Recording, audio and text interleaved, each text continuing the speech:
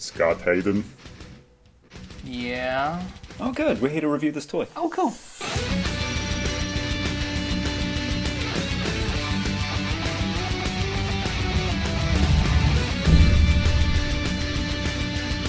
So this is a toy version of the Harvester from Yes. Terminator Salvation. Yes. It's a huge toy.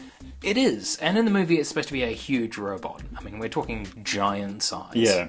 It's from Playmates, who did the Terminator Salvation toy line. Mm-hmm. They did a multiple scale approach. They did a 6-inch figure line, which was pretty bland, and a 3 3/4-inch figure line, which was just as terrible.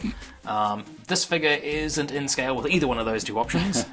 It's just sort of like its own thing. I don't remember this robot from that movie. Well, that's not saying a lot, is it? That's probably a good thing in the long run, really. When did we see this one come out? This one is the giant robot, which is collecting a whole bunch of humans. He has these motorcycle Terminators shoot off his knees, and they chase John Connor, and John Connor hotwires one of them and rides him like a motorbike and all that sort of thing. So it's a really weird concept that in the Terminator series, which is all about human-sized things where you don't know if the person next to you is a friend or an enemy and they're trying to kill you, that we have this giant Transformer type thing. Yeah, it feels like a mixture of two things to me. One is clearly Transformers, definitely, and which was very popular at the time, the late 2000s Transformers movie, so they wanted a big robot that would skate around and smash up things and throw buses and cars. And two, it reminds me a little bit of those sort of harvester type machines from War of the Worlds.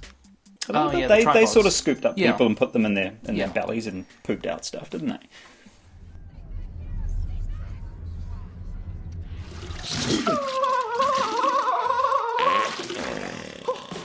This toy looks like it has a lot of moving parts on it. It certainly does. It's a lot more articulated than I thought it was going to be. Yeah. So let's take a look at that. We do have shoulder articulation. Yeah. So it can... it's a little stiff, but that's good. They're ratcheted joints, so they are quite steady in terms of you put them in place and they will stay there. Yeah. You do have the elbow articulation there. It's just up and down. There's no swivel at all. Yeah. And you do have this little button here, which opens the claws. So that's a nice feature for picking up people with. Yeah, it's good to be able to grab your smaller action figures with that and hoist them up. Yeah. Don't really know what else you're going to do with them at that stage.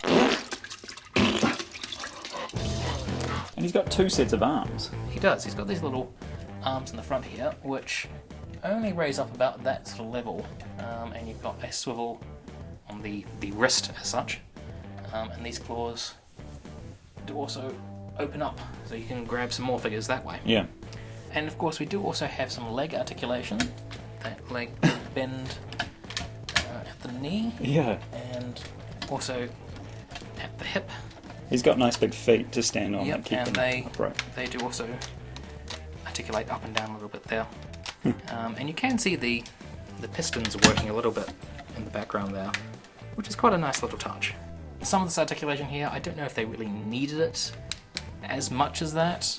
It's nice to have it. It's nice to have it. I certainly wouldn't go for more. I don't think you need like sort of Marvel Legends version of being able to twist it sideways at the hips or anything like that.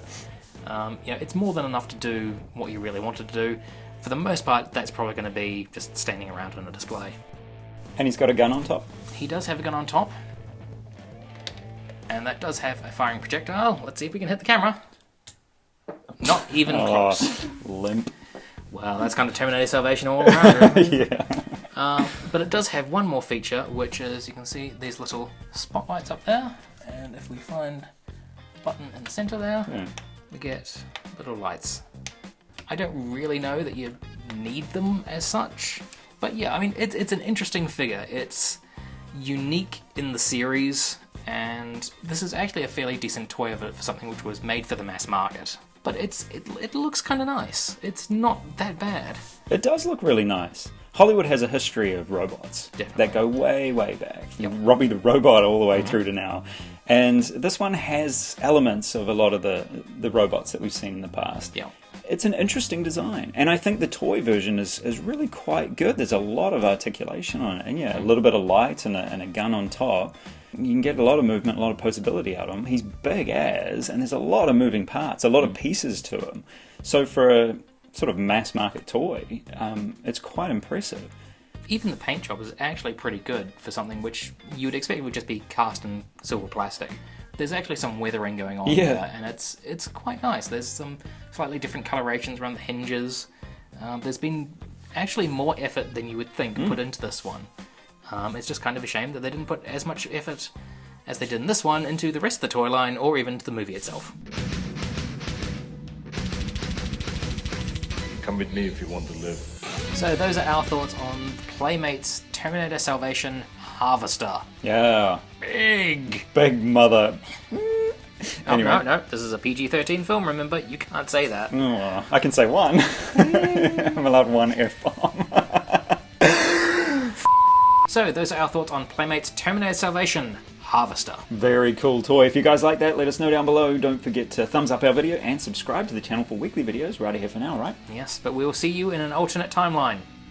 Hopefully one where Terminator Genisys didn't suck and kill the franchise.